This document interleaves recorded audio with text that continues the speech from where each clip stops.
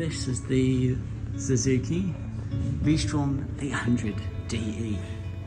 It's parallel twin, but fuel injected and computer controlled, so it's pretty reliable. Less than 100 horsepower, but for the road, plenty of power, plenty of torque. You also get gold forks standard, so the forks are a bit better, more competent. Anti-lock brakes are standard. Gold wheels, which do look pretty good. And the DE gets this colour scheme, which does look better, does look more better than the V-Strom 650. And you do get LED headlights, LED indicators.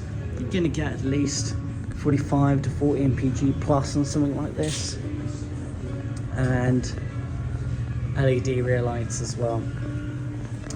And you do get a TFT, so you get quite a bit of information. Controls are pretty basic. You've got dip beam, main beam, modes to choose from, but it's a very comfortable adventure touring bike. That's the main thing with something like this.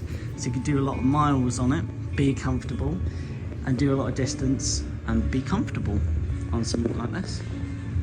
And it's an affordable way to get you into a midway adventure touring bike by Suzuki.